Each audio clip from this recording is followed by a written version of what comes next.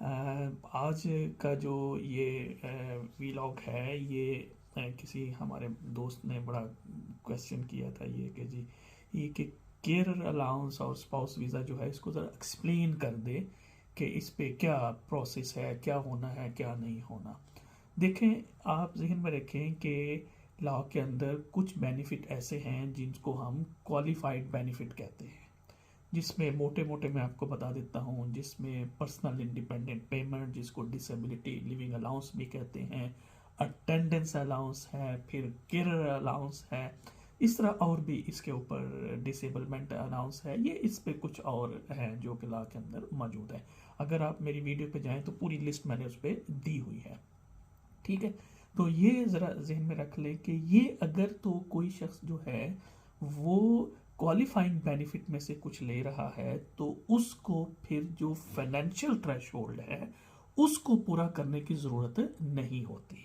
यानी ऑब्वियसली अभी तक जब मैं ये वीडियो बना रहा हूँ तो उस वक्त तक तो 18,600 ही है। आपको पता है कि अगले महीने से ये जो है 11 अप्रैल से ये 29,000 पाउंड जो है वो हो जाएगा। लेकिन अगर आप का जो स्पॉन्सर है यानी स्पॉन्सर स्पाउस जो है अगर वो क्वालिफाइंग बेनिफिट में, जिसमें क्योंकि भाई साहब का सवाल केयर अलाउंस के बारे में था, तो केयर अलाउंस ले रहा है तो इसका मतलब ये है कि वो एग्जेम्प्ट है, उनको ये करा करने की ज़रूरत नहीं है। लेकिन इसका मतलब ये हरगिज़ नहीं है कि आपको किसी तरह की भी फाइनेंशियल जो रिक्वायरमेंट है वो पूरी नहीं, आपने ये बताना ज़रूर है फिर कि ठीक है आपको वो तो नहीं, लेकिन आपके पास एडवोकेट फंड्स मौजूद हैं मेंटेनेंस के लिए, ठीक है।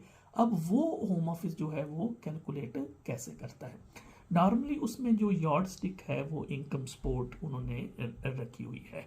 तो अगर हम इसमें 2023-24 का जो इनकम सपोर्ट थ्रेशोल्ड है उसको हम देखें तो वो है तकरीबन 133 पाउंड 30 पेंस।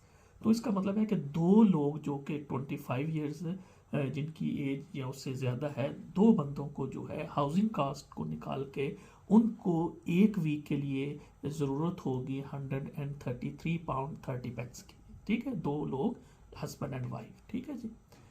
अब जो आप केयर अलाउंस लेते हैं वो पे इस वक्त यानी 23-24 का जो रेट है वो है 76 पाउंड 75 पेंस पर वीक, ठीक है। तो इसका मतलब यह है कि अब यहाँ पे शॉर्टफॉल मौजूद है, यानी 76 पाउंड 75 पेंस आप केयर अलाउंस ले रहे हैं लेकिन आपको ज़रूरत है 133 पाउंड 30 पेंस की।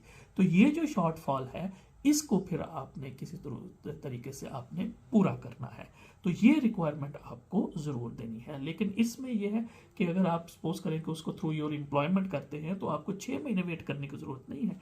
1 महीने की वे स्लिप और फिर 1 महीने की बैंक स्टेटमेंट जिसमें वो आपकी वेज और आपका जो केयर अलाउंस है वो आ रहा हो, और DWP से एक लेटर जो है वो ये शो कर रहा हो कि आप you are in receipt of care allowance.